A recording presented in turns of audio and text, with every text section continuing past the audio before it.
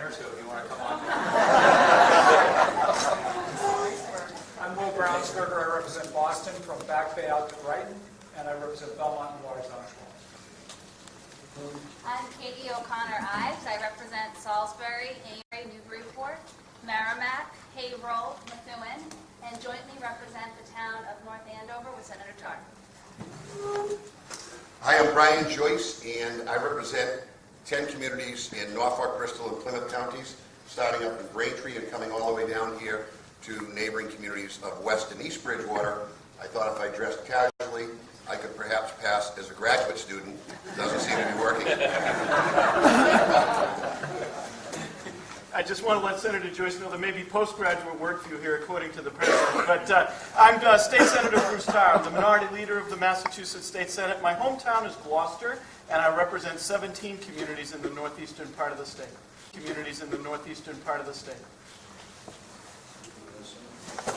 So you've heard all the senators introduce themselves, and I hope you all pay attention that we have the President of the Senate, who is a Democrat, and the minority leader of the Massachusetts Senate, a Republican, joining together in a bipartisan way to make sure that we are going around the state and listening to what you, the citizens of Massachusetts, have to say.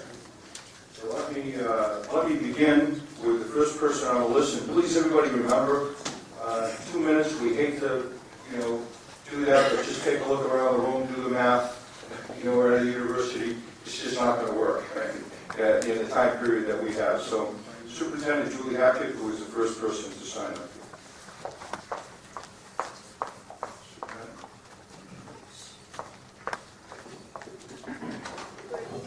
Oh, and as she begins, you see the gentleman right behind my right shoulder. That's Brendan. I'm candid from my office, and he's going to have a nice little thing he's going to do. At the end of 2 minutes, he's going to stand. So that everybody will know that we're at 2 minutes, and I will know, and that's how we can conclude our comments. If that's the case, I dispense with the niceties. Thank you for being here, and I'm going to get right at it. I'm here to talk about charter schools. I want to start by saying that I am a proponent of high-quality charter schools and public schools. I do have a concern after the recent article that was in the Boston Globe about the lawsuit that's being filed and the civil rights fight looming large on charter schools. Instead of getting into the back and forth related to all of that, I wanted to get into the question and the debate about which has been solely focused on whether or not we lift the 18% charter school cap. And it seems to me that we're asking the wrong question entirely. The question is not whether we need more charter schools. The question is, are the charter schools that we have now better than our traditional public schools? More specifically, all Massachusetts charter schools stimulate the development of innovative programs within public education and provide models for replication in other public schools, as was the intention of the Massachusetts Ed Reform Act of 1993. I can tell you unequivocally the answer is no. And the answer is no by Massachusetts' own standards, not by my subjective analysis. The reasons I don't have time to get into during this testimonial, I worked with a highly regarded statistician this summer to examine the state's new method for calculating the bottom 10%. As you know, under the law, the state is required to develop a rank-ordered list of family school systems to target communities in which new charter schools can set up shop. The implication is that if traditional public schools are not getting the job done, then charter schools will. Therefore, for obvious reasons, charter schools are typically left out of this calculation.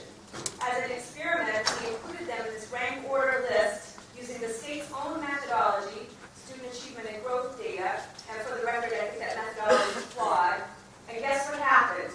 Charter schools fared no better than public schools, and in some cases, their performance was worse. Here are a few findings from the analysis. Several charter schools ranked the worst in the state. On achievement, the actual level of CPI and the percentage of students scoring advanced in warning was lower. Traditional district schools outranked charter schools. In every single category in math, ELA, and science, and for both years, the percentage of students scoring advanced was higher in traditional public schools than in charter schools. And I won't read the rest. I want to thank you for the good work you do for our children, and I urge you to resist quick fixes and political pressures and make certain that we continue our tradition of excellence in the Commonwealth of Massachusetts. Thank you very much for your time.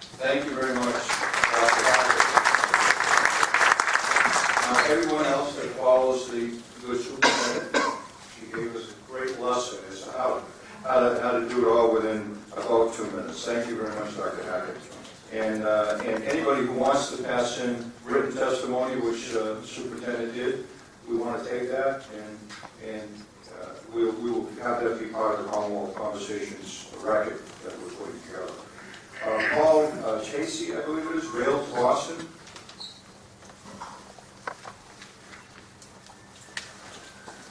Paul.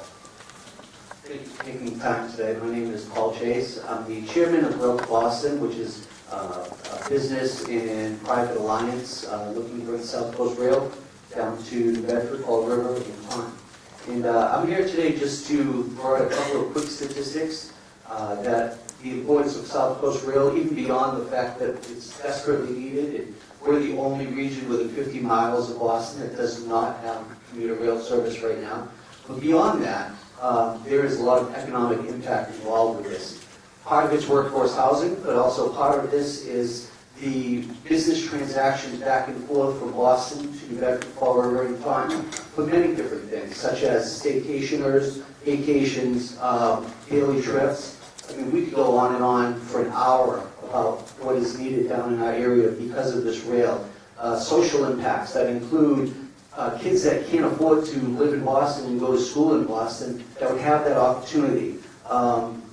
People that can't afford the daily commutes to Boston for healthcare. We have a great healthcare system in our area, but there are other specialists in Boston that we need access to, and there are a lot of elderly folks and a lot of lower income folks that cannot get to Boston, so there's social impacts as well. So social impacts, economic impacts, this would create 3,500 jobs once it's fully functional, and in the beginning, as it's growing, it'll bring in about 7,000 to 8,000 construction jobs. And the last thing I'll say, because I know it's going to wrap up soon, the last thing I'll say is there's been a lot of talk lately about the MBTA and about the maintenance issues and the money we need to find for that. And I welcome those conversations because we don't even have that opportunity down in the South Coast area. So I would welcome the opportunity to continue to talk about transportation and how important it is for the South Coast area. Thank you.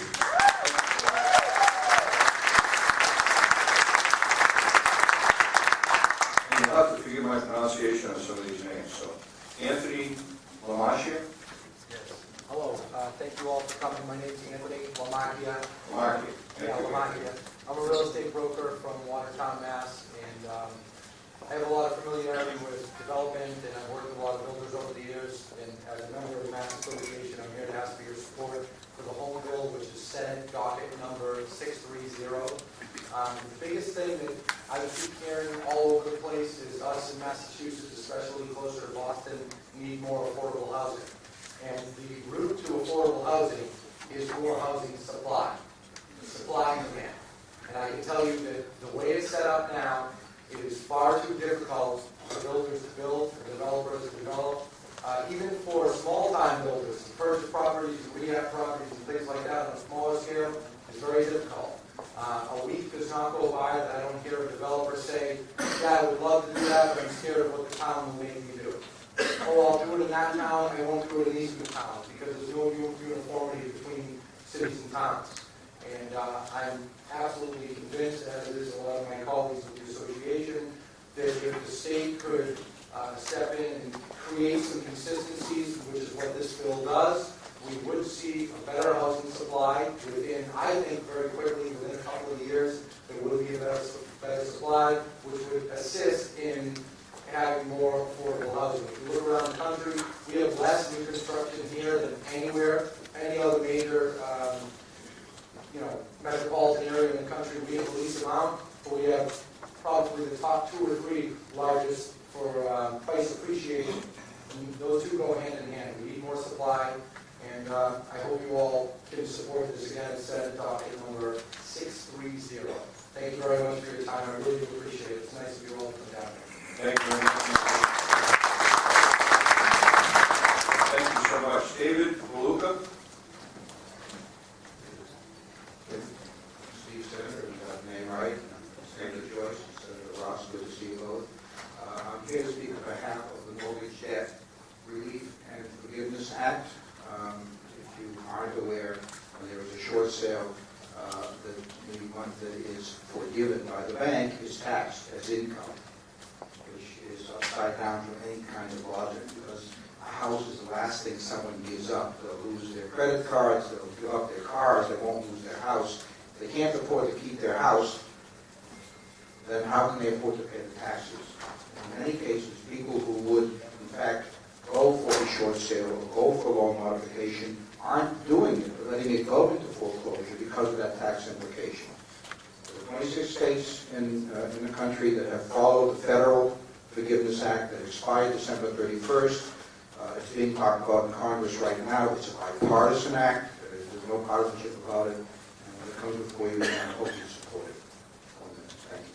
Thank you very much. David left a lot of time for other people. Paul Yorkers. Paul? Senators, hello, and thank you for the opportunity to be here. Two things very quickly. We know that there's a copper theft issue across the Commonwealth of Bridgewater. We're simply asking you to pass legislation so those homes are not damaged. It's really that simple. We don't want to see homes harmed, because when homes are harmed, communities are harmed. Second thing, docket 962, introduced by Senator Karen Stoker, is a piece of legislation which deals with the charity license plate, lowering the number from 1,500 to 750. The money that is collected in our case goes to address housing, hunger, and homelessness issues across the Commonwealth. And we would simply ask you to seriously consider that, so we're in a better position to help our fellow citizens. Thank you very much. Thank you very much, Paul. Kurt Wheaton.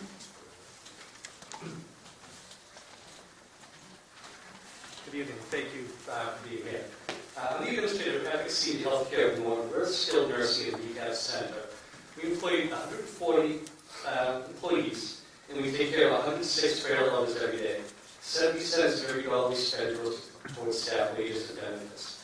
Across the Commonwealth, nursing facilities employ more than 50,000 individuals, making us the second largest healthcare employer. 70% of nursing home residents have their care paid for by the state Medicaid program. This makes us nursing homes uniquely dependent upon Medicaid for the care we provide. As a result of the recent recession and competing state budget priorities, the state has made virtually no investment in quality nursing home care over the past 7 years. This has resulted in a record high $37 a day gap between the cost of providing quality nursing home care and what Medicaid reimburses us for. The Commonwealth is the fourth worst in the nation for the highest gap between the cost of nursing home care and Medicaid reimbursements. For years, this gap was offset by nursing home operators working efficiently and cross-subsidizing the Medicaid shortfall of other payers such as Medicare. However, because of recent Medicare payment cuts, utilization controlled by HMOs and ACOs, other payers are no longer subsidizing inadequate Medicaid funding. Nursing facilities desperately need additional financial resources to invest in staff through higher wages and greater career opportunities. In November of 2013, Mass Senior Care launched the Our Parents, Our Promise campaign, which focuses on the nursing home stabilization legislation that was introduced during the 2013-14 session. Due to the tremendous support the bill received last session, Senator Harry Chandler and Representative Tom Golden have refiled the nursing home stabilization bill for the legislative session. And Senate Doc number 1441 asks that please support this critically important legislation for our seniors. Thank you for your consideration. I welcome any of you to come forward and see the work that we do, why it's so important to pass this legislation. Thank you. Thank you very much, sir. Cynthia McGuigan? Cynthia. Good.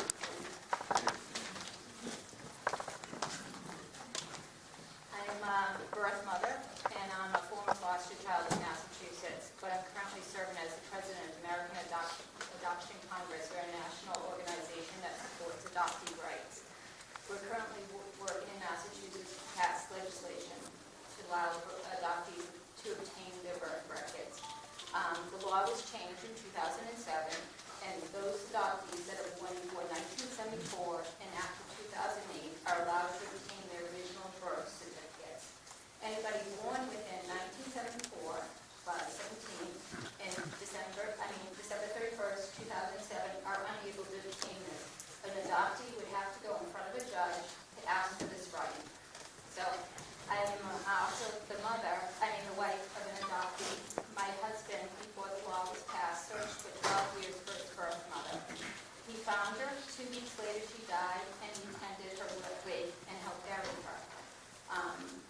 law was passed in time, he would have been able to obtain his birth record. There are 9 states currently also working on this legislation, so I would appreciate if you support the bills before you, which are, SD 1112, HT 2373. I find this is a human rights issue, and that it's important for adoptees to have this right. As a birth mom, my son knows who he is. We are raising 3 daughters. He knows all his medical history, and that's very important for an adoptee. A lot of adoptees are stressed currently without a conference in Massachusetts, in Cambridge, and there will be 200 people there looking for this information. Adoptees now go the route of DNA testing if they can't find their adoptees. So we have a DNA specialist coming to us to talk to them so they know how to read their DNA. And this is how they'll go about. It's not about only finding your birth family, it's about knowing your history and your medical history. So thank you, and I appreciate your support.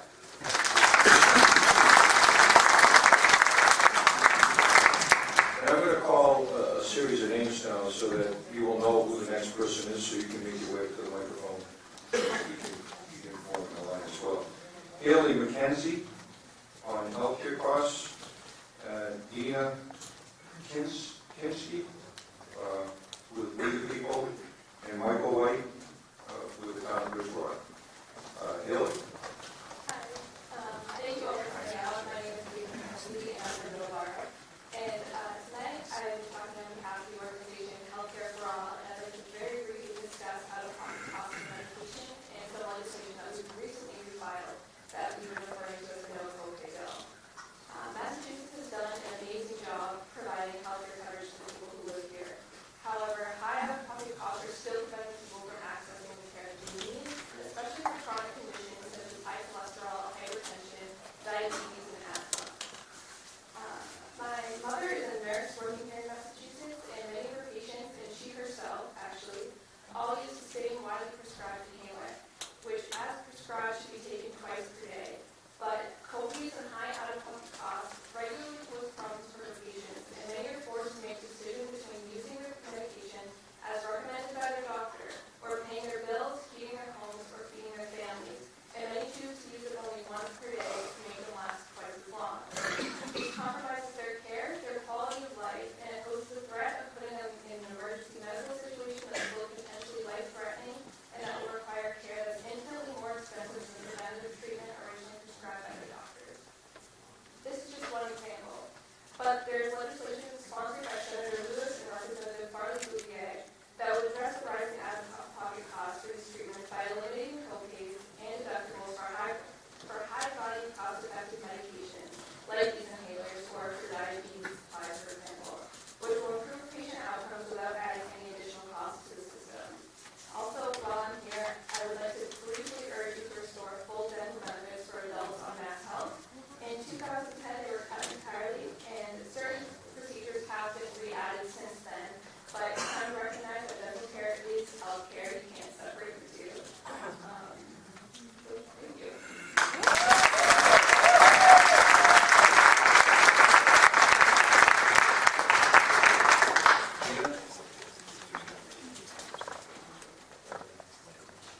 Hello, I belong to a group called Citizens for Economic Justice, and we feel that our democracy has been corrupted by Supreme Court rulings that have given corporations rights that our founding fathers intended for people.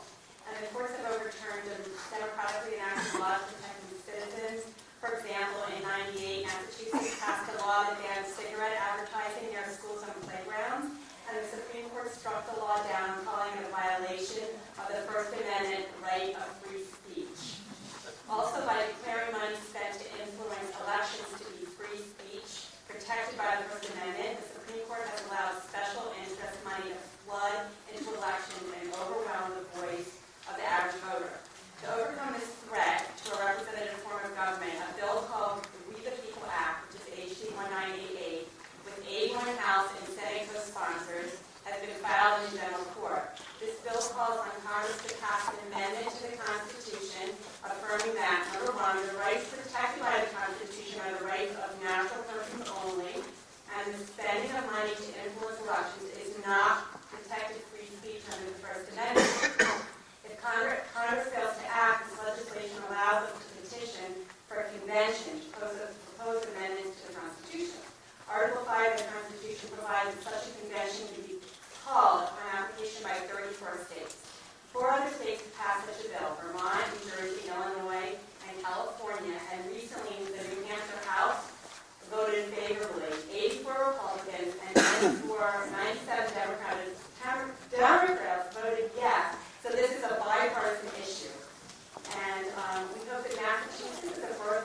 democracy in this country can vote yes on this bill, and we ask that it be brought to a vote as soon as possible. Thank you.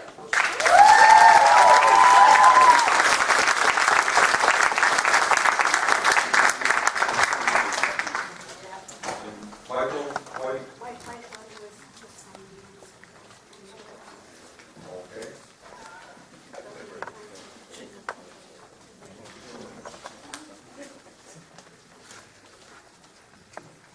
I'm not Mike White. Told me I could be here now. My name is Marilyn Kenningham. I'm a resident of Bridgewater, and speaking about the importance of additional funding for the Community Preservation Act. I've chaired the Bridgewater Community Preservation Committee since the act was adopted in 2005. Frankly, during those years, the CPA has been the one source of financial joy in Bridgewater. With it, we have made over $90 million in investments to preserve our community. Bridgewater, a former vibrant farming community, which lost many, if not most, of its farms to housing development before the burst of housing bubble, has most recently purchased an agricultural preservation rights on a historic Murray dairy farm. A piece of our community's history is now protected, sustaining Bridgewater agriculture in perpetuity. The envelope of our 1843 town hall was restored 5 years ago and is already giving back in considerable energy savings and beauty. A full restoration of our historic academy building is underway and will be completed in a little over a year. It will unite all government services under one roof, making government more convenient and accessible to all our citizens. In 2009, 3 beautiful girls' softball fields were constructed, providing sporting activities for a population formerly without a home or a field. In other words, during a time of recession and emotional depression, our town has seen light in the tunnel. We have improved our infrastructure and preserved pieces of our community before they were lost to neglect. I invite you to tour those projects and more anytime. We would love to show you what the CPA means to a middle-sized Massachusetts town. I thank you for your past support of the Community Preservation Act. If it were not for the general court's forethought and action, neither the act nor the trust fund would exist to resource towns, cities, and towns. But a good thing is never without notice. Every year, more cities and towns recognize the impact of CPA and vote to adopt the act. As more join our ranks, pieces of the trust fund pie become smaller, and the trust fund itself is losing revenue. I'm concerned about both the long and the short-term funding of CPA. We need your help. The trust fund could go as low as 20%. I ask you to support an act to sustain community preservation. Senate Docket 670, filed by Senator Cynthia Stone Green. I want you to realize that this is a jobs bill too. By keeping this money in our community, we can employ more citizens. And I thank you for your consideration. I look forward to watching your positive work. Thank you. Very good. If you timed it for 3, you got it done in 2. That's great. Thank you very much. Ray or Jamie? Ray?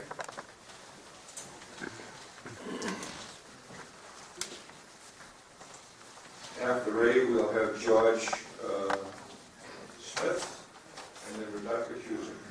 Ray. My name is Ray. I'm sorry. My name is Ray Jennings. I live in Bridgewater. I'm on the planning board, but I'm not here speaking about the planning board. I'm here speaking about Senate Docket 1028 regarding the Privacy Act. I'm retired now, but I used to teach school. I used to teach history and government in high school and in community college.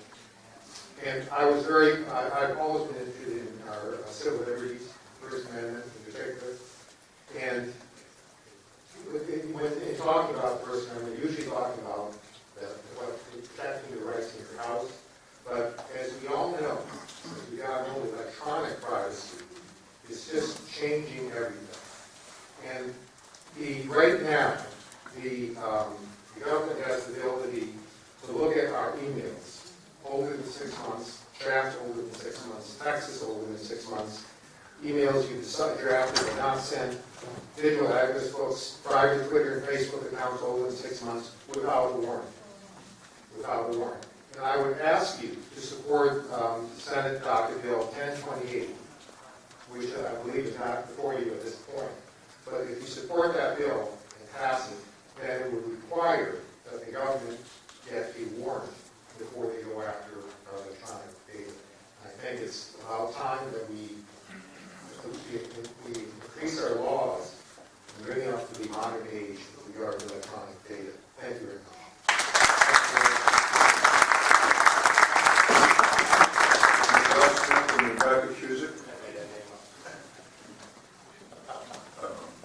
Good evening. Thank you for being here, guys. Hi, George. I'd like to say congratulations to the new elected president of the Senate. Welcome aboard.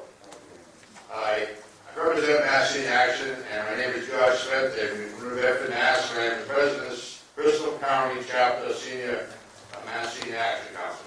We are here tonight to bring your attention to the gaps and challenges that seniors face with affordable health care. You need to know that thousands of seniors struggle to pay for their health care. Medicare has been the foundation of health security for people over 65 for large out-of-pocket costs, which include premiums, deductibles, co-payments, as well as coverage gaps that do not provide coverage for dental, vision, hearing care, have created significant barriers to care for our seniors with Medicare, particularly low-income seniors. When individuals turn 65, many lose eligibility for Mass Health and Connected Care because of different eligibility standards. Massachusetts has been recognized as a leader in health care reform. However, these advancements in assisting with health care coverage have left seniors behind. Here are a few facts, and by the way, we'll pass out a packet on this information so you know where I got the facts. $18,034 a year, $1,500 a month, the median income of a single retired Mass resident, 65 plus. $5,604 a year, or $467 a month, the average health care expense for a Mass senior in good health. Individuals 65 and over spend an average of 3 times more their income on health care than individuals 19 to 64. Several states across the United States have taken the lead in bridging the health care gap for seniors by expanding the eligibility to federal Medicare savings programs and Medicaid. We ask you to support 2 bills that have been filed, an act regarding Medicare savings program eligibility and an act regarding Medicaid eligibility for seniors. It is time to bridge the gap to affordable health care for seniors, particularly those, I know he stands up, this is important, and below 35,000 or 300% of federal poverty level, just as Massachusetts has done for residents under age 65. I would like to thank Senator Wolf for being our lead sponsor on this issue. There's one more bill, and it's important, you got to hear it. An act regarding notification of patient observation status. More and more patients are being placed on observation status in hospitals. Observation status means that a hospital patient is classified as outpatient, even though he or she may spend days and nights in a hospital bed receiving medical care and treatment. Hospital observation status is a growing problem for Medicare patients. Medicare beneficiaries are shocked to find out they are responsible for much higher costs. In addition, not being admitted to the hospital means Medicare Part A would not cover the cost follow-up rehab in nursing homes, leaving elders huge bills. An act regarding notification of patient observation will require hospitals to give notice to patients placed under observation during a hospital stay. George, do you have the bill number? No, we're waiting for you guys. All right, okay. And this one here, we'd like to thank Senator Joyce for jumping on board and being the lead person. Thank you.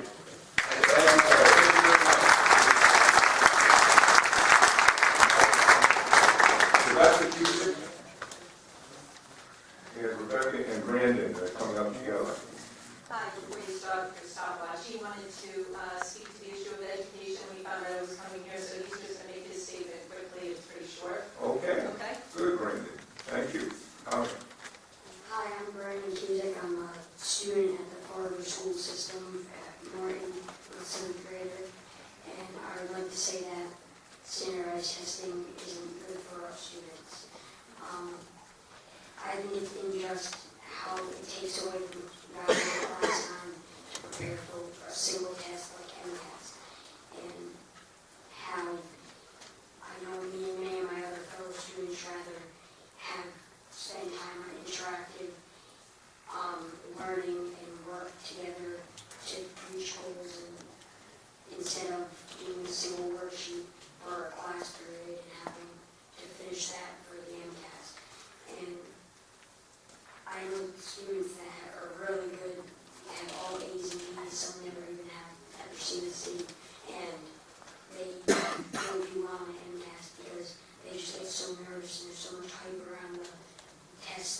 it scares all of them, and they end up not doing well. So in conclusion, I believe that high testing is needed, but there's no need for it to be so high stakes.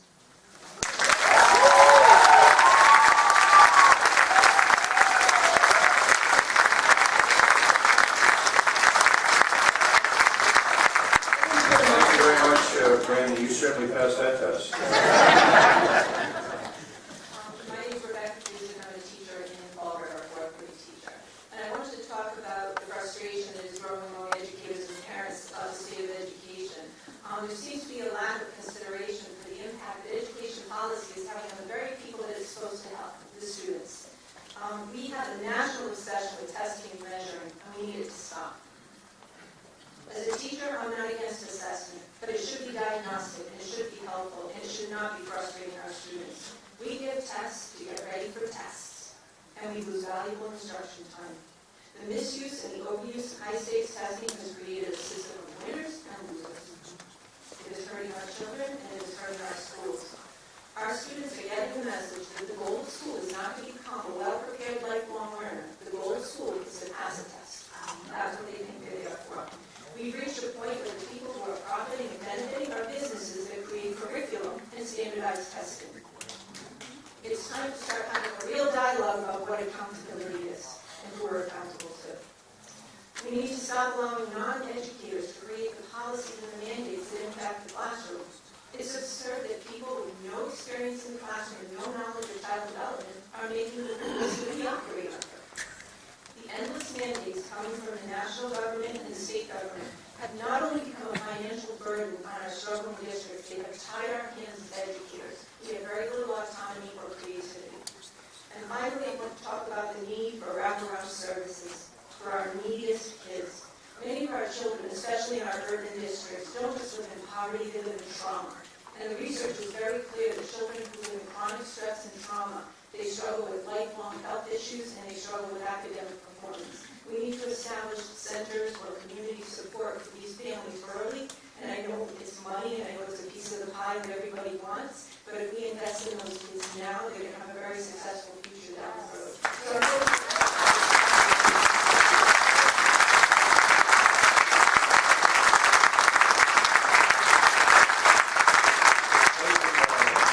Next, a couple of people, Raymond Sepulveda, Reverend Rachel Tedesco, and Megan Perry. Raymond? Good evening, everyone. My name is Ronald Sepulveda. I'm from the city of Brockton. My senator is not here. I just he wrote me a letter telling me about his condition, and I hope he do much better next time. It's really sad to know that Kennedy is kind of that's it. Anyway, I'm here representing City Life in Urbana, a non-profit organization that helps people to stay in their house. People who are facing foreclosure, like me.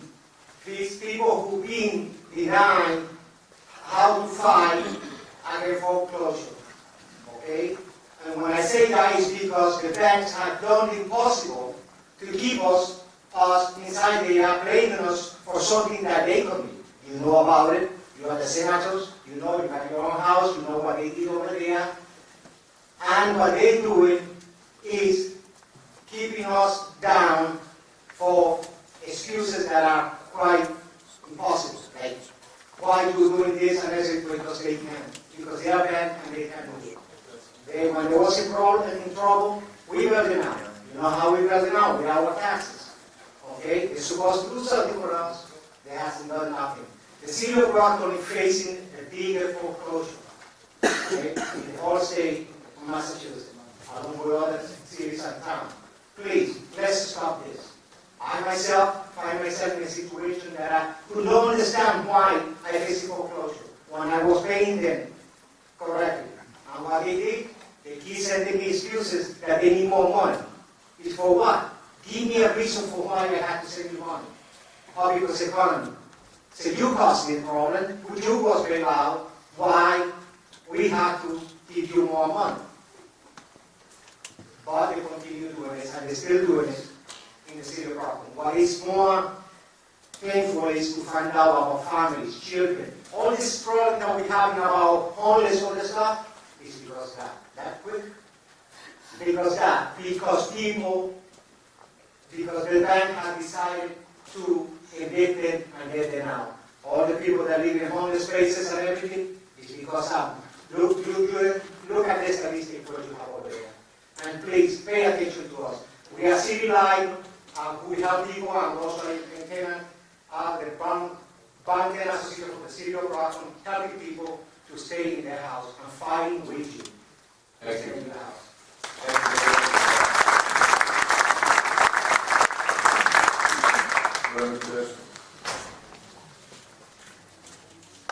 Good evening, and thank you for the opportunity to speak.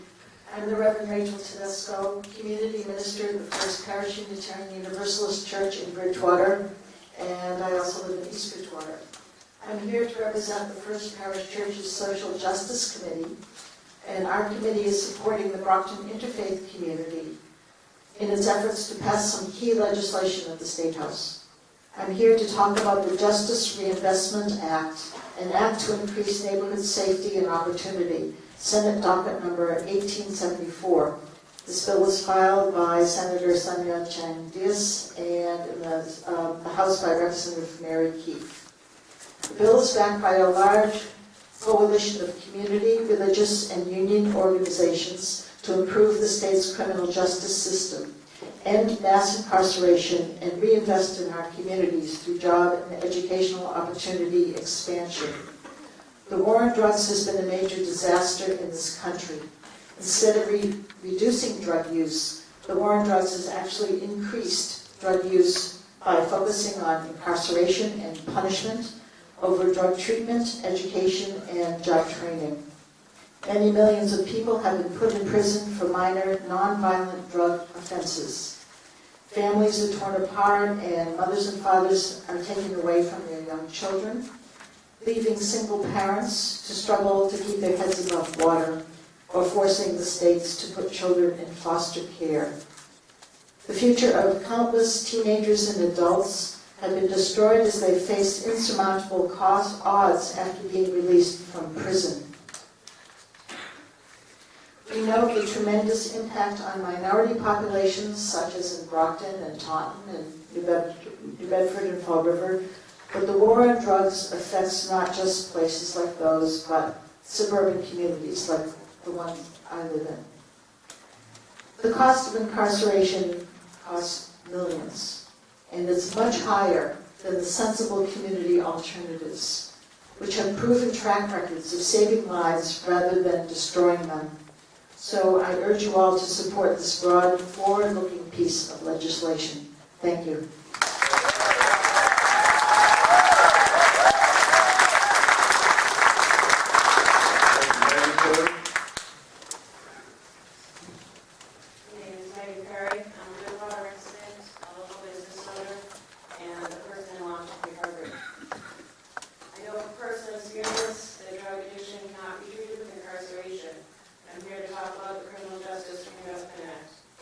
The war on drugs we began 30 years ago has not reduced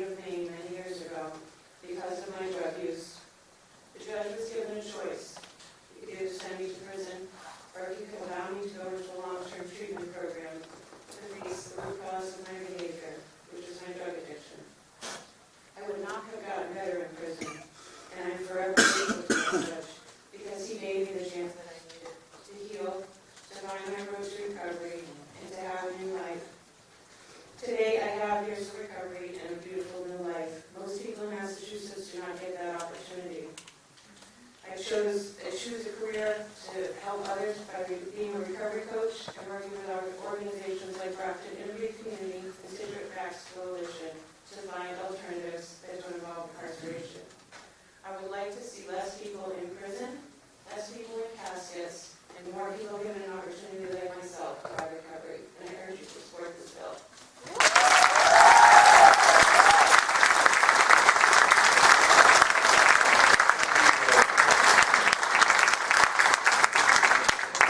Thank you very much, Megan, and thank you for your coverage. Philippe Versombe, Jean Noel Stanley, and William Stewart. That's 3 people. Philippe, I may have mispronounced your last name.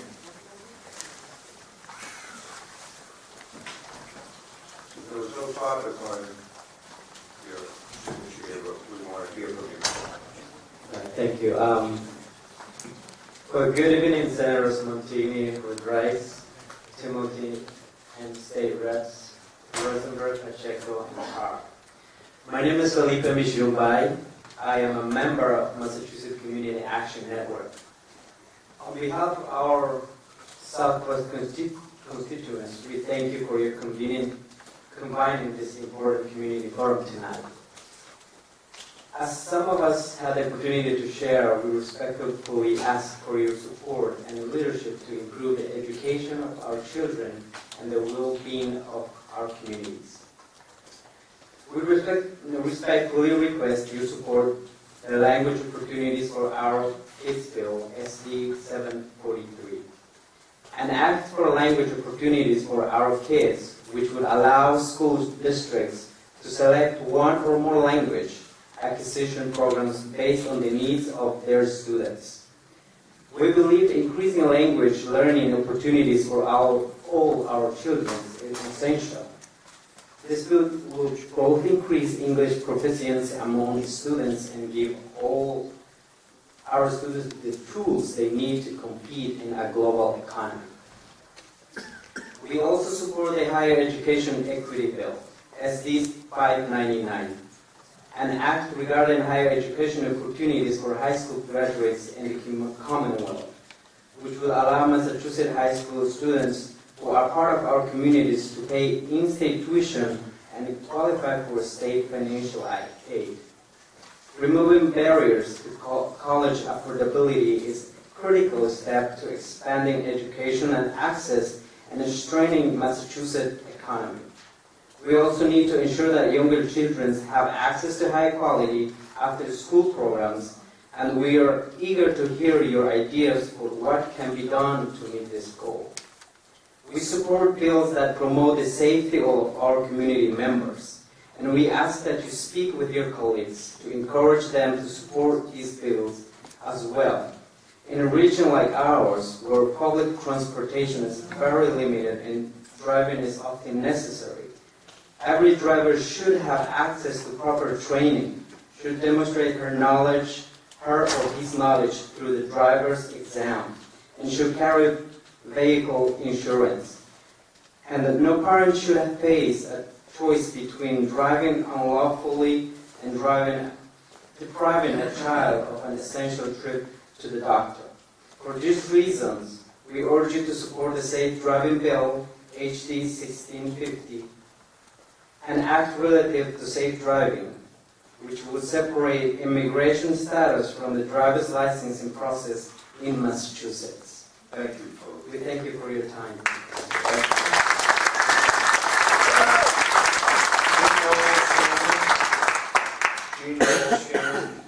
Jean, what was the topic that you have? Okay, good.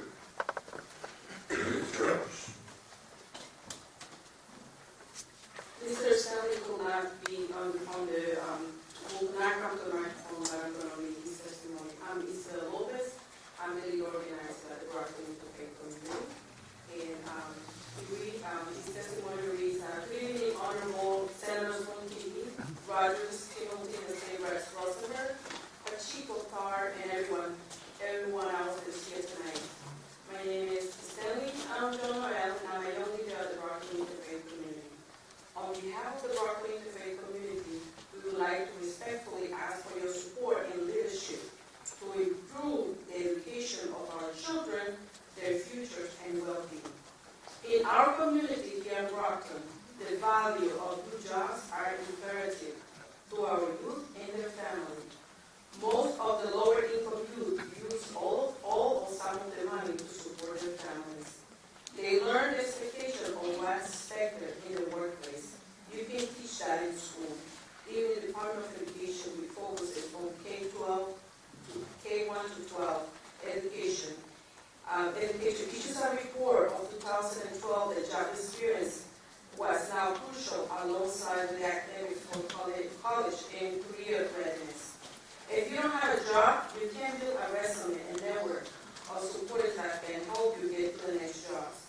A study by the Northeastern University found that students at the Jeremiah Byrd High School in Roxbury who had good jobs made better decisions on social behavior decisions and in their academics. In some cases, having a job also requires keep things out of situations that they will encounter or end up participating in risky social behaviors.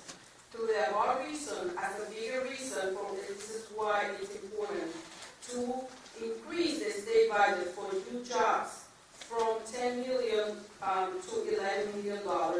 So we respectfully encourage you to help us on the state to increase the state line budget item 7002 to 0012. Thank you.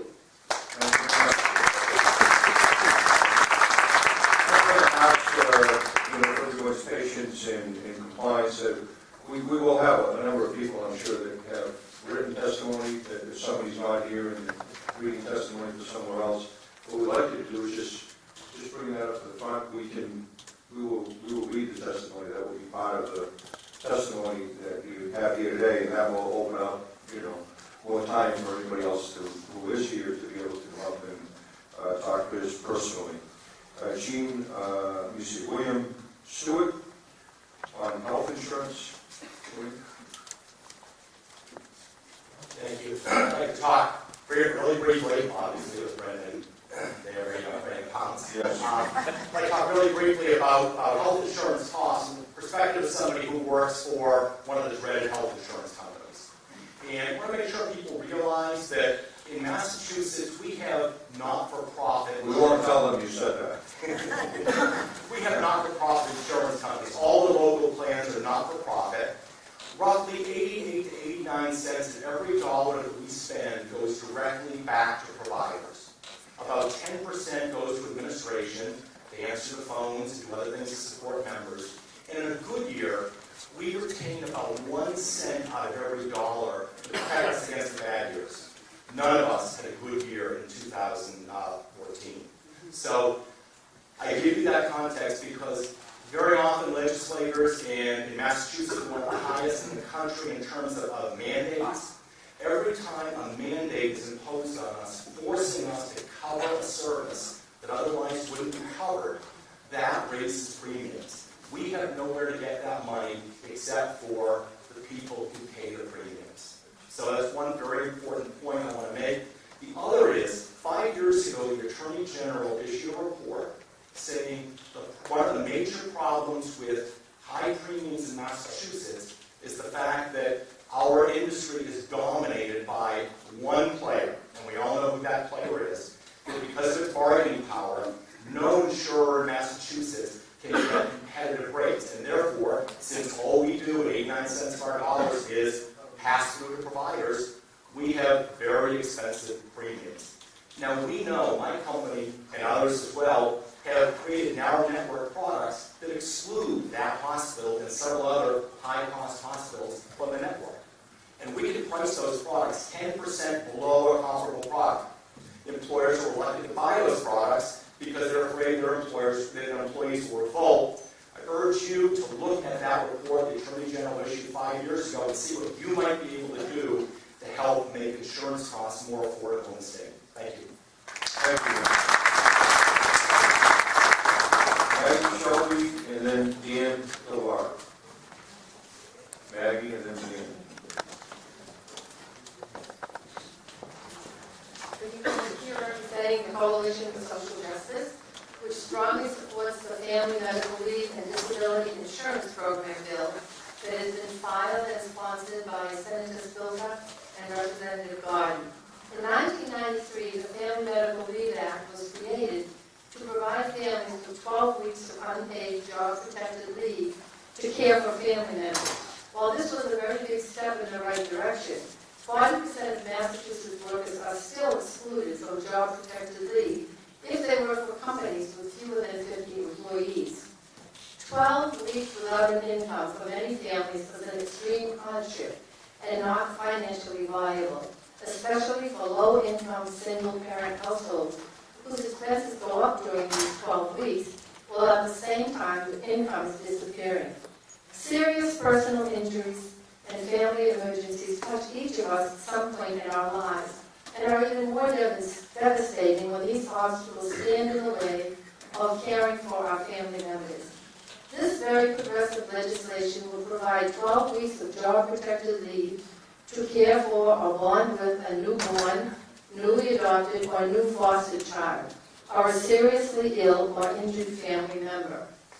Employees will also be eligible for temporary disability benefits equal to a percentage of their average weekly income, and those earning the least money will receive the highest percentage of their weekly income.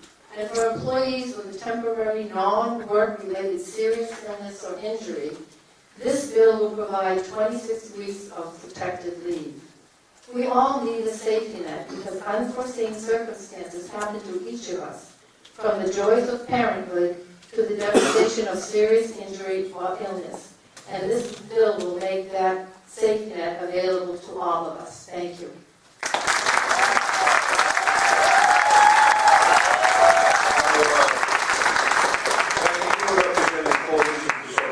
So anybody else that's coming up to represent the Coalition for Social Justice, I'm going to ask everybody to wait their turn until other people have an opportunity to get their point across, okay? Dan? Well, I'm a professor at Bristol Community College for years, and professor of sociology, and one of the issues that I'm very concerned about is the revenue crisis in the state, which has led to budget shortfalls year after year after year, including this year. Looking back over the last 15 years, two things have happened. One is we've had a cut in the income tax rate, which has resulted in losing about $3 billion in revenue. And secondly, we've had cuts in many programs that have resulted.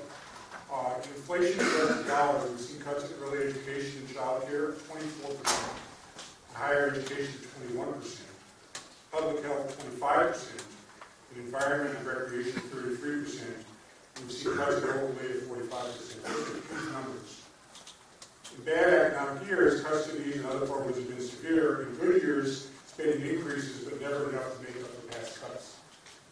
If we believe in investing in Massachusetts and meeting the challenges that face us, we should be adequately fund these essential services. A significant part of the solution has to be increasing revenues. We need to put taxes back on the table. And we need to implement new revenues in a fair way by making sure that our highest income households pay their fair share of taxes. Today, the highest income 1%, which is roughly $580,000 a year or more, pays a smaller share of their income in state and local taxes, about 6%, than almost everyone else, which we pay about 10%. If those with the highest incomes paid their fair share, just what everybody else did, we would have an additional $2 billion a year to invest in our people and our communities. So thank you for your consideration.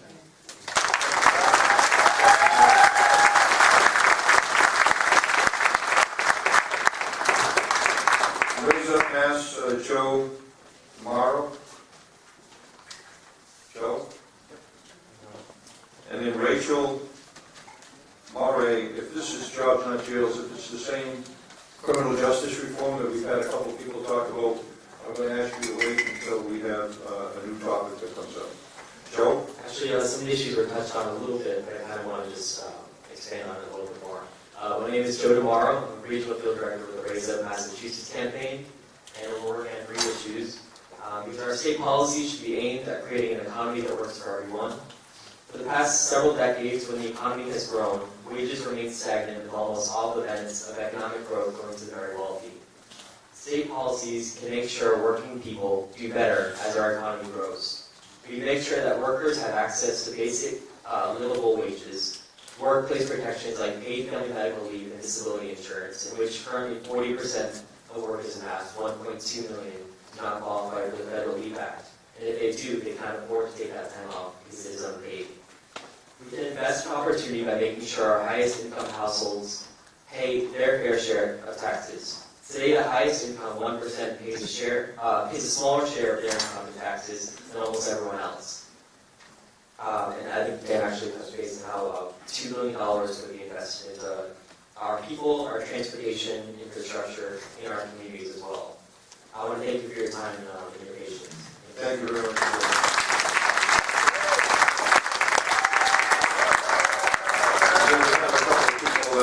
Put down the same issue on this criminal justice reform, which we all care very deeply about, but we want to make sure we get everybody to have their opportunity to be heard here before the 8:30 conclusion this evening. So, Lincoln D. Andrews.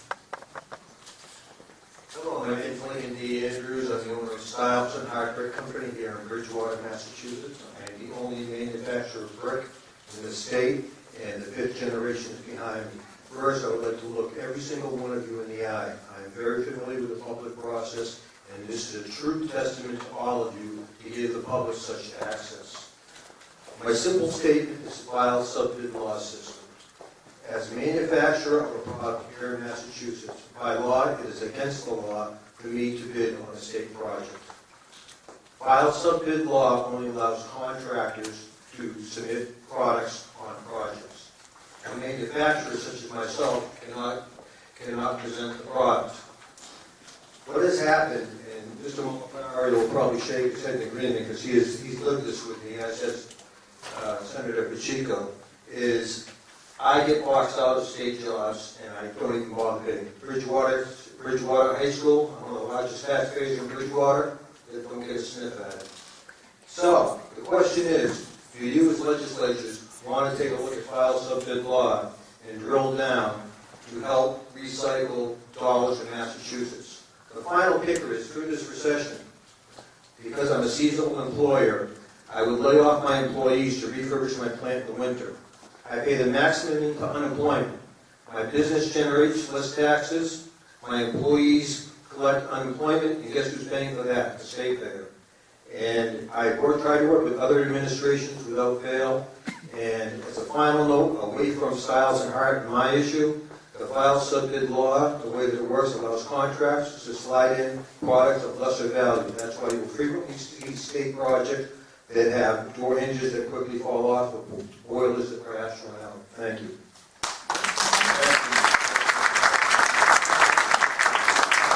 Thank you, Lincoln. I'm trying, but the next person, I can't make out the name, but it's relative to, I think, Council Legal Services. There's an individual relative to legal services community that is signed up. Susan, is it?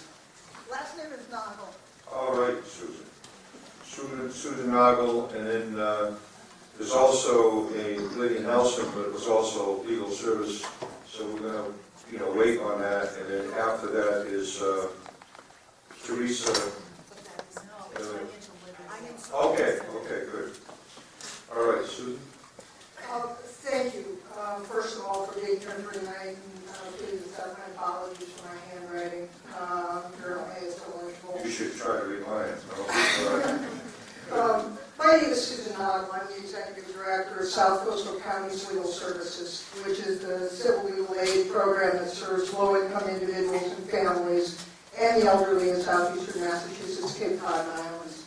I want to thank the senators for its past support of civil legal aid. Tonight, however, I'm here to speak about the wisdom of increasing the Commonwealth's investment in civil legal aid in the FY16 state budget. There are approximately 130,000 people in the communities served by our program that are financially eligible to receive free civil legal aid to help them with critical legal matters. Statewide, there are more than 1 million people who qualify for such help. Unfortunately, too many people who ask for help are unable to get the help they need. A recent study by the Boston Bar Association determined that legal aid offices are forced to turn away 64% of people who request help due to lack of resources. Being denied legal aid often means loss of a home to foreclosure, denial of appropriate educational opportunities, inability to access the benefits a family needs to stay afloat during a particularly difficult period brought on by job loss or health problems, or it can mean remaining trapped in an abusive relationship. Bad things happen when people who need lawyers can't get access to lawyers. But civil legal aid doesn't just provide critical legal services and access to justice for clients we represent. It provides a return to the Commonwealth on its investment in legal aid. The report of the Boston Bar Association says $2 to $5 are returned to the Commonwealth when people get help with particular kinds of cases. Funding legal aid at an increased level will ensure that our American pledge of justice for all becomes a reality for more residents of Massachusetts, while also providing a quantifiable return on dollars invested by the Commonwealth. Thank you so much. Thank you.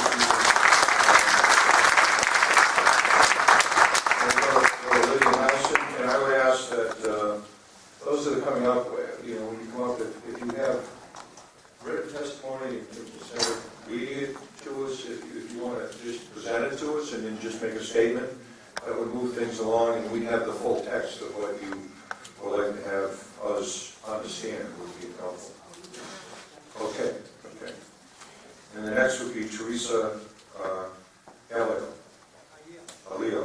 Okay. You can help me pronounce that later on. Okay. Good evening. Thank you so much for allowing us to come up. My colleagues are here, but I've chosen to speak. So, my name is Lydia Nelson, and I'm a proud business technology educator at Whitney High School. I really do appreciate this opportunity. You can tell I'm nervous. I can talk to kids all day, but this is different. I'm here representing... The biggest class of kids you could have a secret. I believe strongly in what I'm here to talk about. I'm the president of the Massachusetts Business Educators Association, but additionally I sit on the board with what's called MassAIDs. It's a nonprofit coalition of bankers, educators, and nonprofits that care about financial concerns in the community.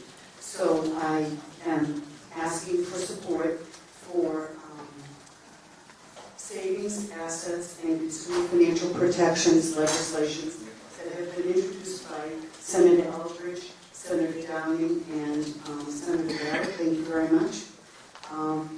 We appreciate it. We're going to be out in your area on May 1st for an economic summit. I believe it's out that way. We're taking turns, so anybody's welcome to come. But as a business educator, one thing that I am going to make a point of stressing tonight is an act relative to financial literacy in our schools. Our students can learn financial literacy from their parents, but my students tell me their parents don't know. They see their parents struggle. We're just coming out of, or maybe not, listening to what is being said at the hearing tonight, maybe not coming out very well from the disaster of not too long ago in our economic situation here. So we feel very strongly that by integrating financial literacy in our schools, it will help the whole situation. So we ask you for your consideration. Thank you. Thank you, Lydia.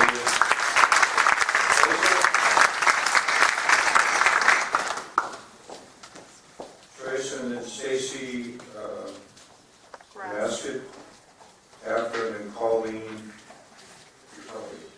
Trace. Good evening, honorable state representatives and senators. Thank you for this opportunity to be here tonight. My name is Teresa Aiello. I I'm living in Brockton, and I'm a member of St. Patrick's Church in Brockton, and also a member of Brockton Faith Community. This is a coalition of leaders in this area. I'm here to talk about the state driving bill. As you probably know, the state driving bill HT 1660 by Jelen Farley of you. I know I'm pronouncing that way, in the right way. This act will help increase safety in our roads throughout this state. I have living in Brockton for about 20 years. I'm from Honduras. I'm immigrant, but I'm citizen, and I vote. Every single time that I stand to vote, I'm there, because for me, vote is a power. I've been there in this country for about 20 years, in these around areas in the South Coast, to tell you how our community has suffered this winter more than ever from the lack of access to a driver license. Everyone in the Commonwealth can relate to the struggle commuters had to face due to the inconveniences caused by the bad transportation systems that have almost collapsed this bad winter. Well, imagine how this affects immigrants trying to take their children to the hospital or trying to continue when they don't have the option for driving because they don't have a social security number neither to be able to be trained, licensed, and insured in our state. Other states have already passed this bill. We, as Massachusetts, we are behind. That's why I want to ask you tonight, every single of you, honorable senators, to support the state driving bill and ensure that everyone in Massachusetts has access to adequate training, a driver license, and ensure that will allow them to drive properly and allow all of us to be safer on the roads. Thank you so much.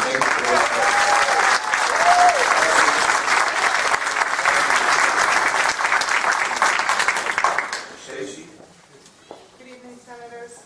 I stand here representing the skilled nursing facility of the Commonwealth of Massachusetts. I am a nursing home administrator. I am the administrator of the Mass Healthcare Center in Middleborough. Yes. We employ 150 employees, and we have 102 beds to service our frail elders. My colleague already stood up here and read the statistics that the Mass Care Association has provided to us to urge the legislature to support the Nursing Home Stabilization Bill, docket number 1441. I urge you to support this bill to make up for the $37 a day shortfall that we face for all of our Medicare reimbursement, which represents 70% of the elders that live in our skilled nursing facilities. I think that most people in this room can relate to having a loved one in a nursing facility and understand that they want each individual, and I want each individual to receive quality care. The fact that we haven't had an increase in our Medicaid reimbursement, coupled with the fact that the minimum wage is increasing, is very concerning to me. There is a serious shortfall of caregivers for skilled nursing facilities. CNAs currently start at $11 an hour in skilled nursing facilities, and in 2016, our minimum wage will be $11 an hour. So what is going to entice an individual, 2017? I apologize. 2017 will be $11. What is going to entice these individuals to become CNAs? To do the backbreaking work, the physical work, the difficult work, to provide the care to our loved ones and to our disabled, to our parents, to our grandparents. I feel very strongly that something needs to be done so that we can entice new caregivers into this industry, and when the minimum wage is going to equal their starting wage because we haven't had an increase in our revenue, it's a vicious cycle. And so I'd like to urge you to support support Senator Chandler's bill, number 1441, but I'd also like you to put your heads together to try to come up with some ideas on how to entice new caregivers into this workforce. One idea that I've come up with is providing free education for certified nursing assistants. The Red Cross enrollment is down. We are not getting more workforce. We do not have enough staff. Thank you, We are not able to take care of our people appropriately. Thank you very much. Now, next, Colleen, I'm going to ask you to start, and then I'm going to try to ask everybody else, because we have a half hour left. And we have many, many more people than can speak to us within a half-hour period of time. So I'm going to try to have us do this in a minute. Just go right to the point. What is it that you want us to know at the bottom line? What is it that you want us to leave here and know about what you want to tell us? Colleen. Hi, my name is Colleen Bertoni. I live in Franklin, and I am here tonight to talk about the good work that's done at DCF. I am a social worker at DCF. I have been for almost 15 years.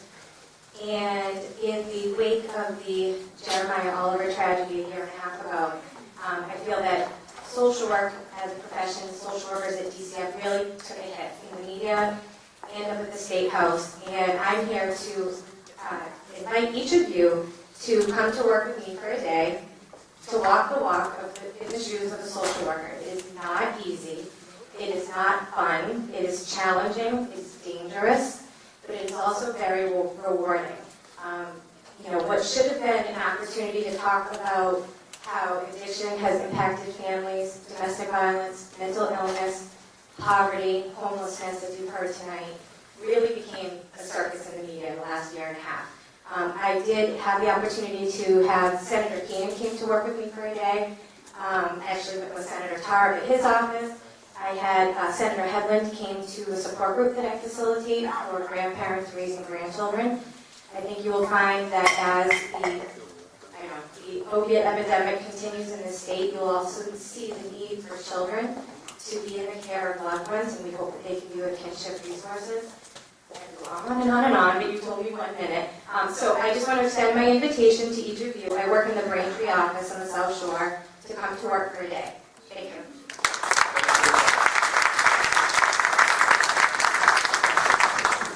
John Leeper? Leper.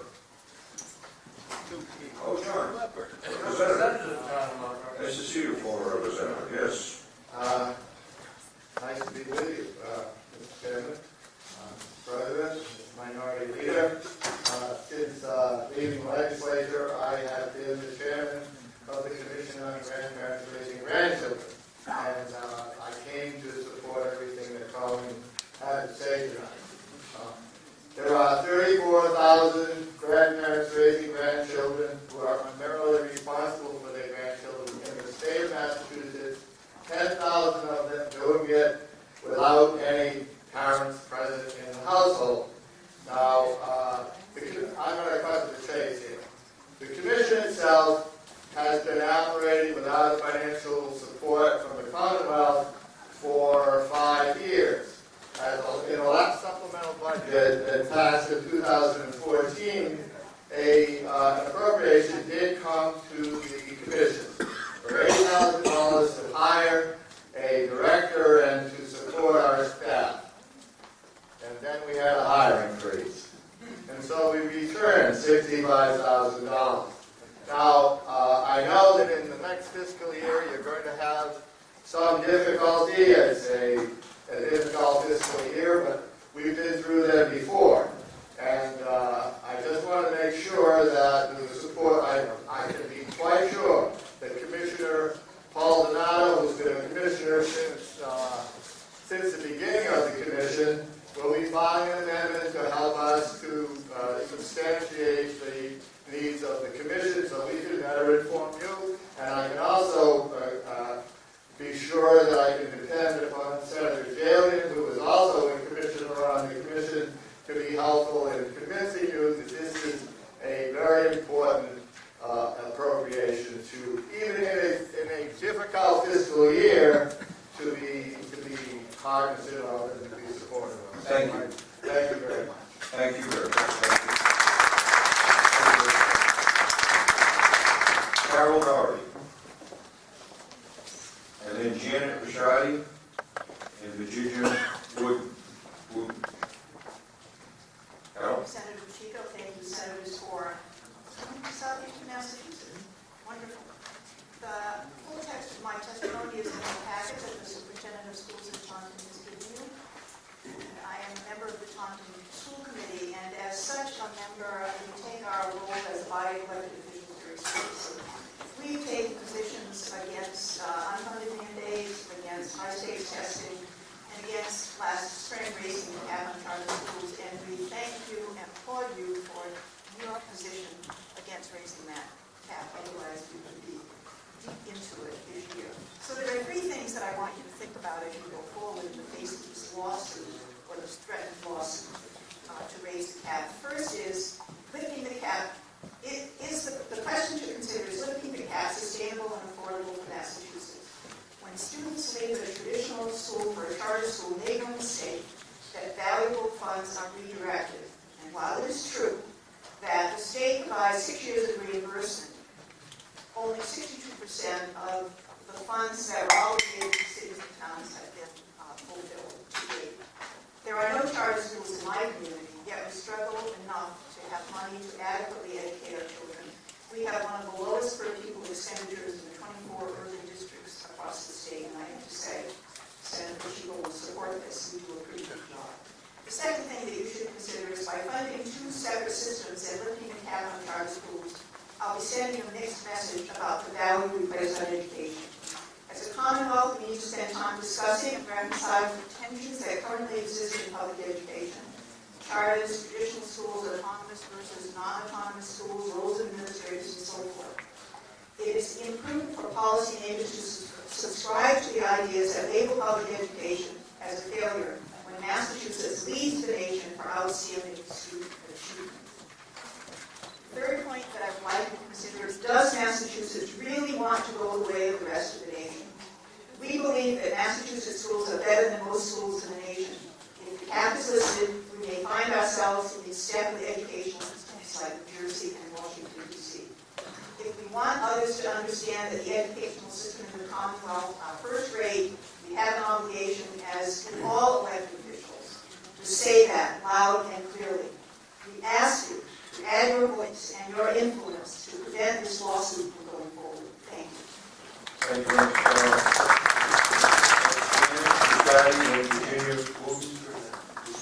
Janet.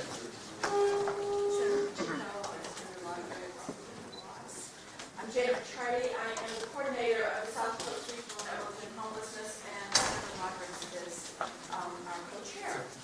I'm here to talk about homelessness. It's been touched on a lot tonight, but probably in 1 minute, the thing I could say the most about is what's going to happen to the 17,000 children that are homeless in this state. What's going to happen to those children? That's a lot of children. And we have 1,500 families living in hotels in this state. And yes, Governor Baker has very generously looked at and is developing a plan for that. But what are we going to do? We need to sit down. I've been working at this work now for 5 years. People who've been working at this work a lot longer than me are still saying, well, we tried this. I hear this all the time. We tried this back in the 90s. We tried it in the 80s. Let's stop trying it. Let's put our heads together. Let's think out of the box. Let's build some of those low-income houses that the realtor was talking about this morning. Let's help the gentleman who has a mortgage, a reverse mortgage or whatever his issue was. Let's help him not be homeless. Let's find some of those preventive things. I will hand you some budget stuff and Right. Shut up.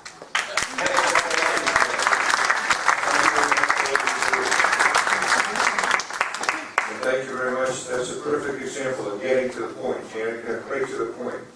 Virginia, who? Virginia? And then we're going to bring up Angel, DeSalt, and Tama.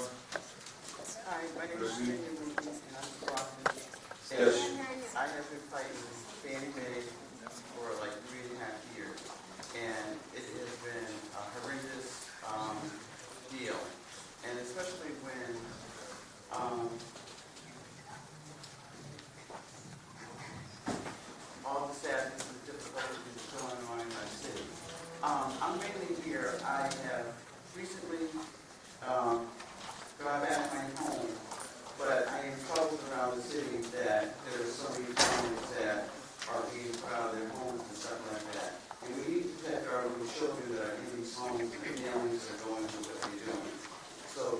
Commonwealth is here with me to help me to explain some of the things that are going on in my case because it's kind of legal here.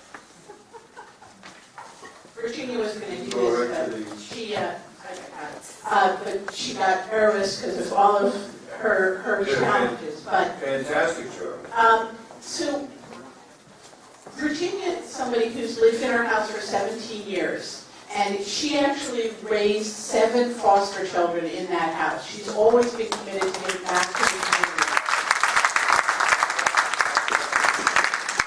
And she was paying fine on her mortgage, and I've actually handed out a bunch of papers. If you take one stack as its turn, you get the next stack. So just take a stack to pass. Anyway, she was doing fine, paying her mortgage, and all of a sudden found that they had increased the costs. She went from $1,100 a month to $1,800 a month. Some of it was an increase in the interest, some of it was an increase by adding their own insurance to her bill.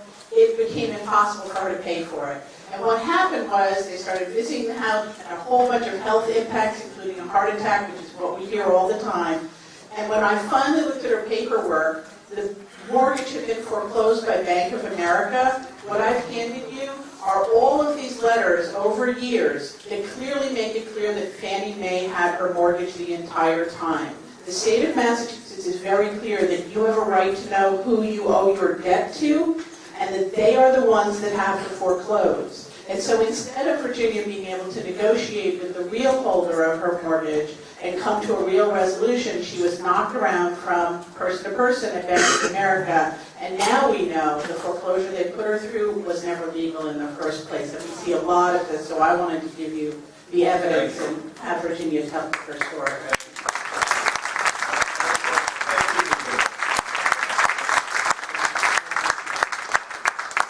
Angel DeSalle? Angela. Sorry, my name is Angela. Angela, okay. Hi, nice to meet you. Thank you for coming tonight.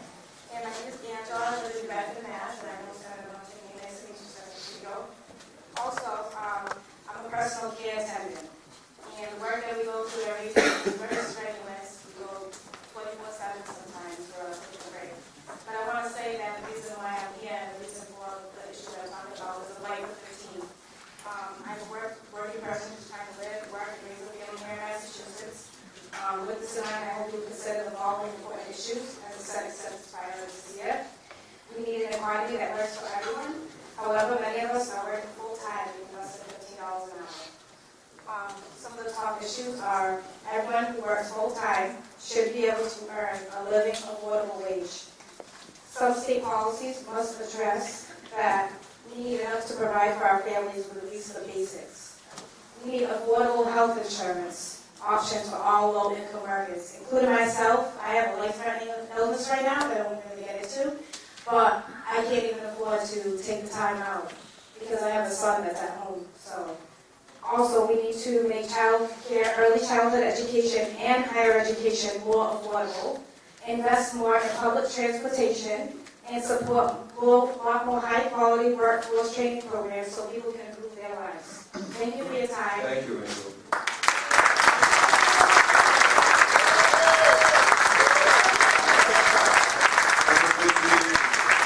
Dr. Kevin Perry, and then Brenda Venice. Emma? Here. And then Dr. Kevin Perry. And again, if we can just get right to the point, Emma. Okay, good evening, and thank you all for coming. I'm here, I live in Brockton, formerly known as the City of Champions, but due to the foreclosure experiences, that is slowly going away. Rumor has it that the foreclosures have ended. Just so that you know, Brockton was #1 in the state that was hit by foreclosures. So it lingers on. Just last month, there was 26 requests for petitions for foreclosures, and 33 closures ongoing. There is a proposal coming down to stop no-fault evictions, okay? And we would like you all to please support that measure, which would stop a lot of homelessness. A lot of our members who can afford to pay rent are not allowed to do so by the big banks. And we know it causes problems, the big banks. And as far as homelessness, just one more thing. 345 families now reported in living in hotels in Brockton. So please give us your help. Thank you.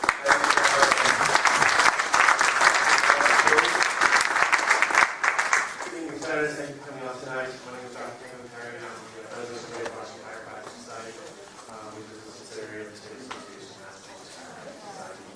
The concern of firefighters across the Commonwealth right now, for the more important patients that we take care of, especially low in mass health, is the fact that the coverage of firefighters may be interested in our own government. Under former Governor Patrick, firefighting was legislated in the core of that program. We strongly urge that it be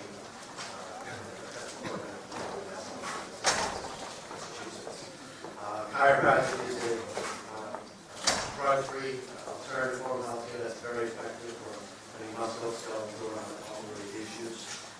It's very cost-effective and it helps to many patients who go to costly surgery drugs.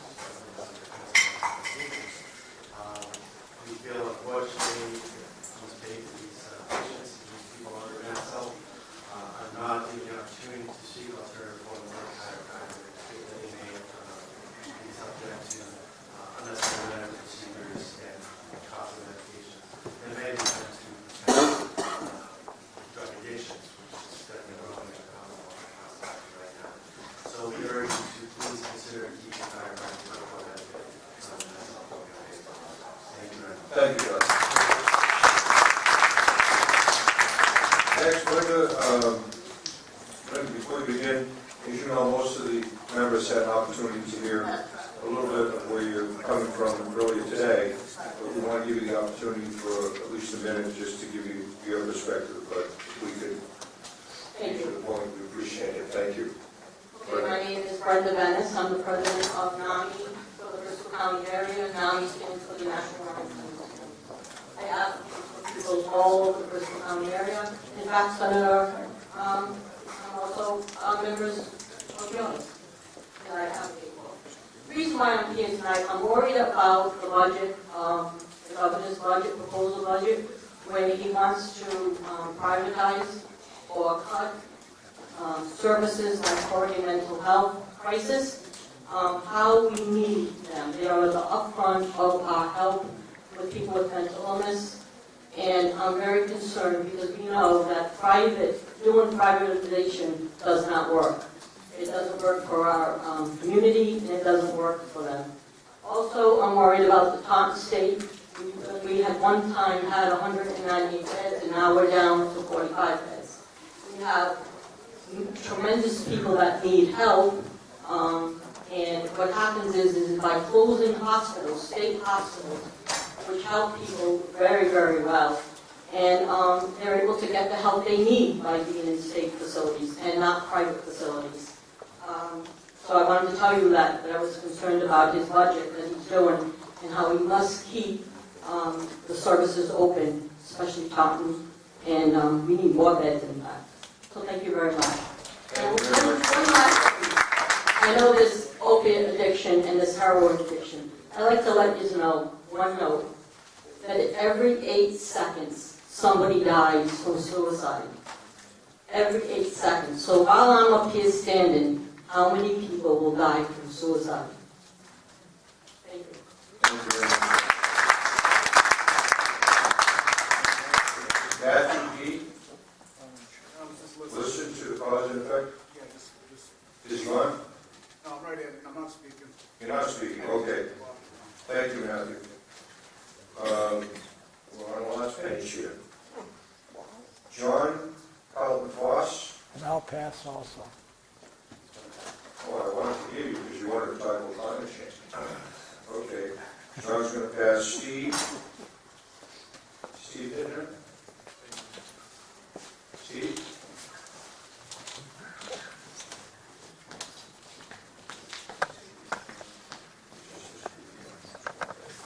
Good evening, folks. I'll be very brief. I'm here representing the children of divorced parents in Massachusetts. Some of you co-signed the bill SB 1051. That was filed by Amy Goldie. I ask that you remember that number. SB 1061 is a child family law reform bill. And vote yes on the first test. Thank you. Thank you very much, Steve. Yes, my name is John General from the National Parents Organization out of Boston. I also support SB 1061. I'd like to thank that woman who raised all those foster children because this bill will allow me to spend more time with my son. This is not a gender issue. It's an equality issue. Thank you. Peter Silver. Peter Silver. There's no topic here, but Peter.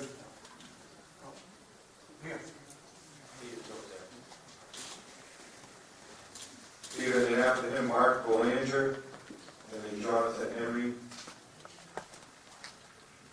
Peter.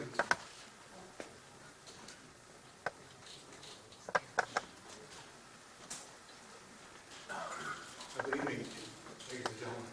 I wasn't going to speak. I told the lady I wasn't going to speak. Oh, okay. I was here with another group, but I'll take the opportunity anyway. The issue of drug dependency, because I feel compelled now to say something. I don't have a written statement, like I said, I'm a little nervous. I'm a retired state police officer. During 10 years of my service, I conducted opiate oxycodone investigations. So I even witnessed kind of hundreds of overdose deaths. First of all, oxycodone and heroin are kind of the same thing. They're just interchangeable analogs in morphine.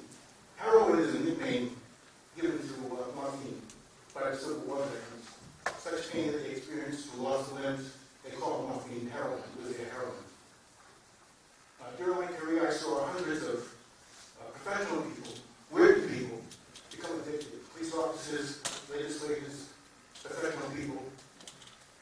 And it's a shame to see good people become afflicted. If you Google the best little cities in the world, the United States isn't even in the top 25. One of the reasons is the definition of what is access to medical care. The United States is poor with access to medical care. To cut to the whole chase, and I was the first police officer in the country, to state or local, to be deputized as an DEA agent to do oxycodone investigations. To cut to the chase, I would say, and in no respect of raising taxes, but the legislators that would take the lead and say, if we raise taxes a little bit, we could build 3 big hospitals in the state, maybe 500 beds each, where people with oxycodone affliction could check in and stay for maybe 6 months or 8 months, get the best care. That would be really getting to the problem. Everything else is just right around the edges. That's what's needed based on my 10 years of experience in watching people die. Thank you. Thank you.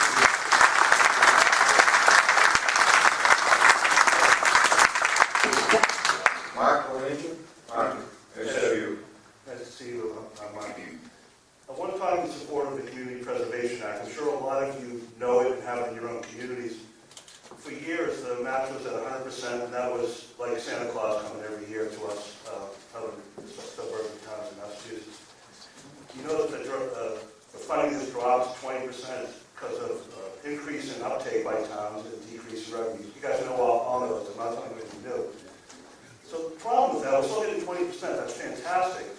But when you're trying to pass CPA, opponents use that as state pulled the rug out from underneath us. It's the old carrot and stick thing.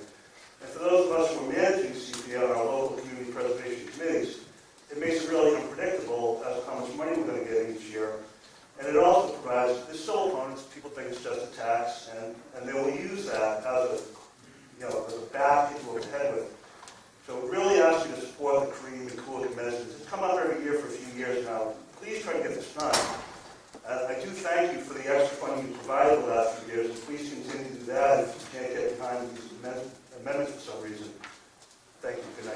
you very much. John Henry. And then last name is Dempsey. I don't know if it's Stephen or John. Nice to see you again. From Aaron. John Henry, the other one. I'm trying to think my name is going to be that. I have a newspaper with me to remind me of one thing I want to say to you. And you've already heard about the economic effects of South Coast Rail and how vital it is for the South Coast and our economic and social interest. But the reforms that are being called for, there's a number of them. I have a stack of papers that are about a foot high now with letters to the editor, opinion, news columns, all to do with reforms that are perceived to be needed at the MBTA, all with a view toward halting further expansion of the line. Even though sometimes I've been convinced it would be out to Block Island before it got to the Bedford and Fall River. But anyway, these reforms, such as they may be, will be driven by a commission, and it's going to fall on the Senate and our legislative delegation to sort it all out, get it going again. I just urge you to have the moral courage and the stick-to-itiveness to see this through to completion, first of all, to safeguard the gains that have already been made at no cost by the South Coast system. The Great Wall of China was actually built last time in the South Coast network. Look it up on the internet. Thank you very much. Dempsey, Director of Bristol County Agricultural School. Thank you very much, gentlemen. Not knowing how the format would, I'm sorry, Steve Dempsey from Bristol County Agricultural High School. Not knowing how the format of tonight's event would unfold, I sort of just came with a single question, but now sitting in the audience and being almost the last one on the list, I got to hear everything that you did. So a lot of meaningful and impassioned topics, and you folks had meaningful existence. And I'm thinking that there was a single theme that came through almost every single speaker tonight. And there's a foundational piece that could solve almost every single problem. And I know that this group pays attention to it all the time. And before I even go on, I want to thank the delegation from Southeastern Massachusetts for supporting Bristol County Agricultural High School so strongly over multiple years. We always get great support from you. So I guess my point is, the answer to a lot of these problems, if you listen, education was mentioned in about 90% of the topics that were brought up tonight. It is education. Education results in a strong economy. And the other piece that has to be part of a strong economy and community moving forward is environmental and agricultural sustainability. And I want to thank Senator Chico and folks in the Senate for passing the environmental bond bill. And one of the questions I was going to ask was to, I don't know if it be a debate, but please help move that bill was passed last year forward and help it unfold to create more jobs for the folks in Southeastern Massachusetts. And please keep supporting education. Thank you so much for what you do.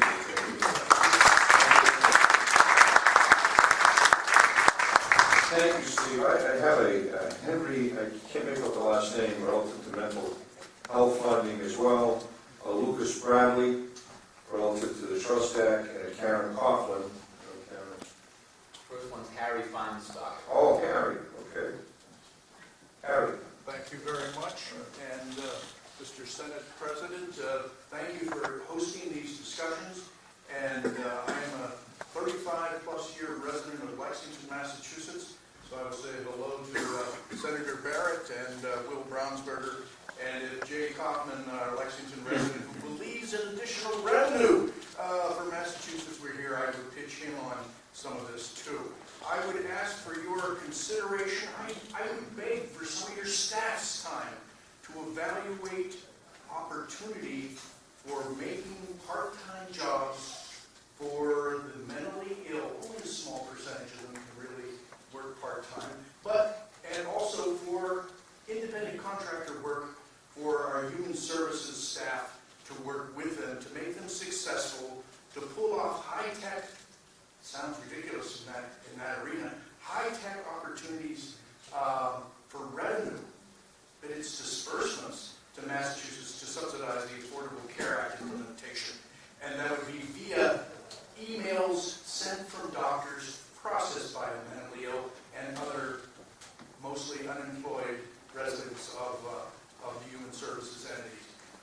I've done these kind of $1 million software, hardware. What Massachusetts does is smart things and exports it nationwide. And we can do this and it will pay off, but it costs Harvard Pilgrim healthcare insurance $1 per policy until we bring it back in revenue from other states. Thank you very much. I will provide handouts, but I didn't, coming from Staples, I didn't get to collate it yet.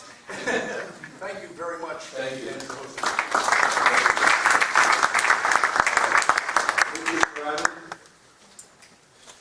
And Garrett Coughlin. Lucas. I'll be brief. My name is Lucas Bradley. I'm a resident of Brockton, Massachusetts, and a member of the Brockton Interfaith community. I want to urge you to support the Trust Act, which is Senate Docket 1698. And the purpose of this is to build trust between law enforcement and all residents within Massachusetts, especially those who are immigrants.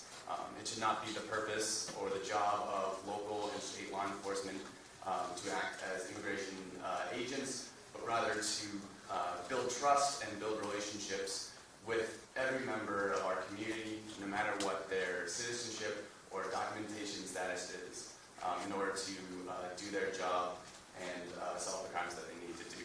Once again, Senate Docket 1698. Thank you very much.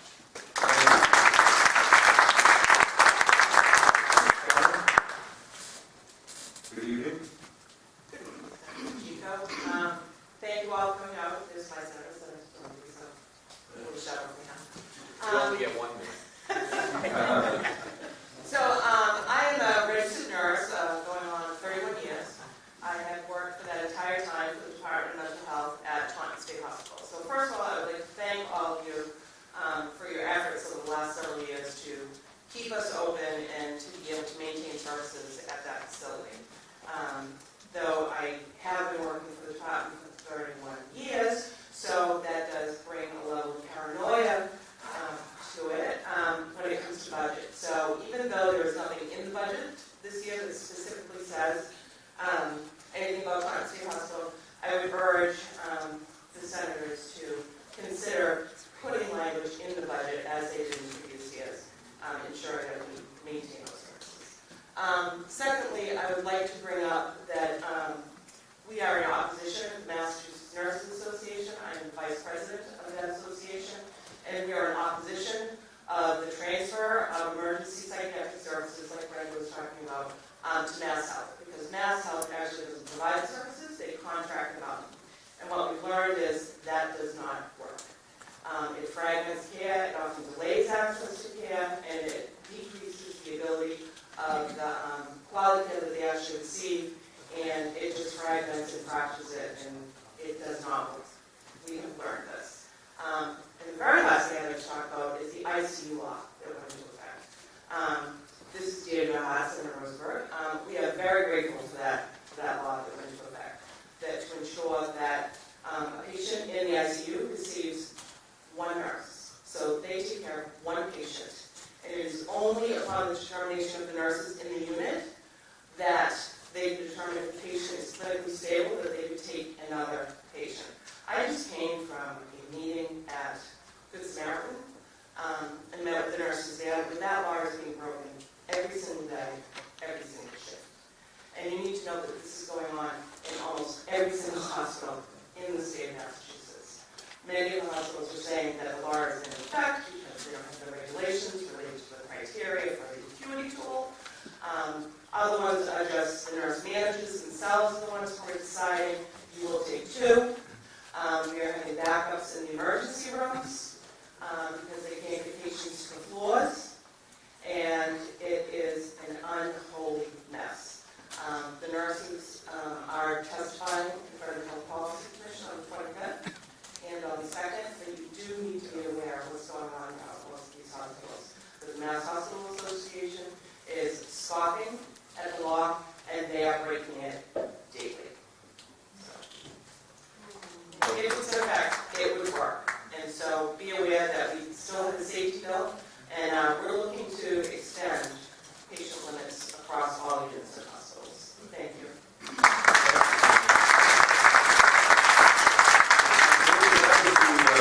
That was the last person that signed up. We did pass over Rachel Mulray for Jobs Not Jails, and so she's still here and would like to talk. She is not.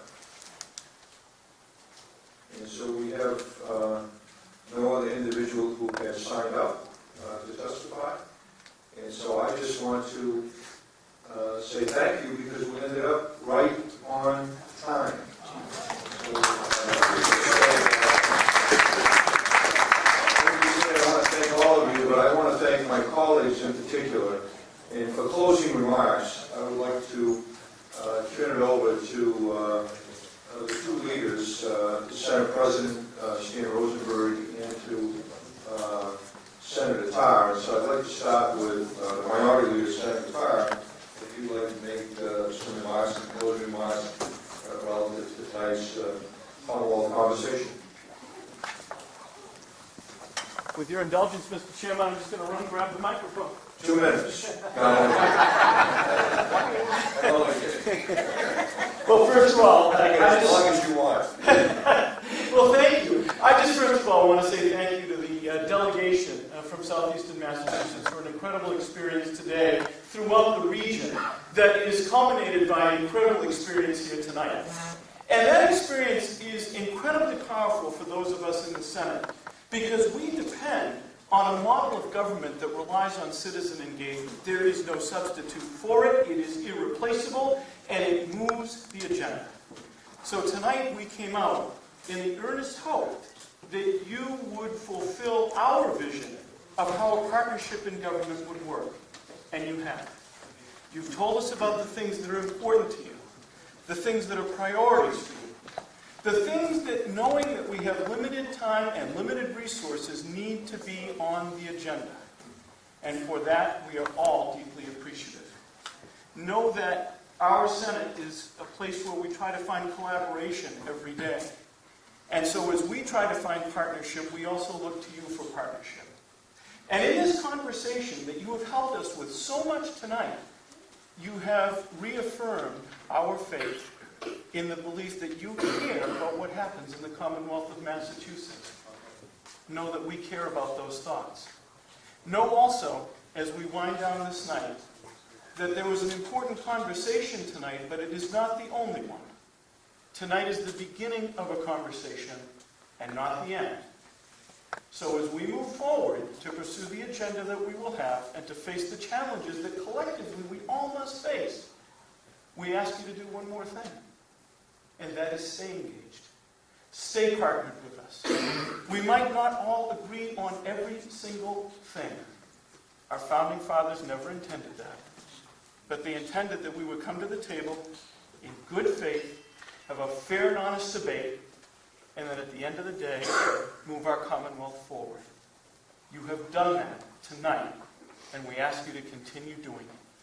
Thank you to Senator Pacheco for chairing an outstanding hearing. Thank you to Senator Roberts for the concept that brings us here tonight. And thank you to my friend and colleague, Senator Rosenberg, for allowing us all to play a role in this participatory Senate. Thank you all very much.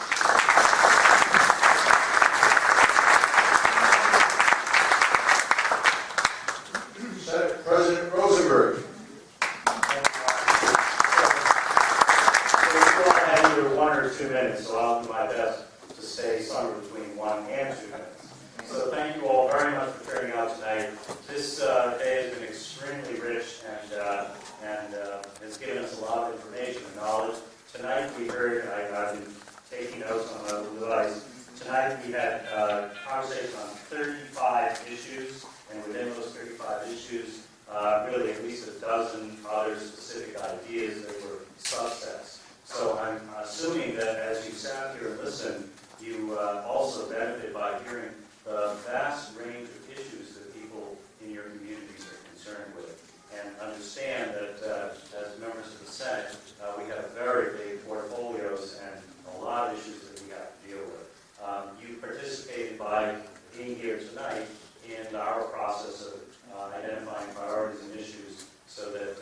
go back to the State House after one more of these days, which will be next Wednesday at the Cape and the Islands.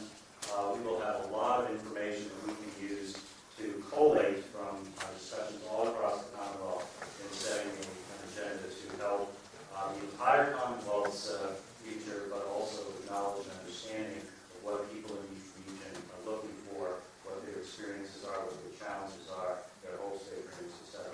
And so thank you all very much for participating, and please keep in touch with us. There's a website, so if you thought of other things or you decided not to speak tonight, but you decided you wanted to communicate something and didn't speak tonight, go to the website, send us an email, send us a message, tell people that we know we're not here tonight, they can still participate in this process. So thank you again very much for being here and for sending us such a wonderful delegation from South Coast. They've all distinguished themselves greatly today, as they do every day on your behalf of the State House. So thank you very much.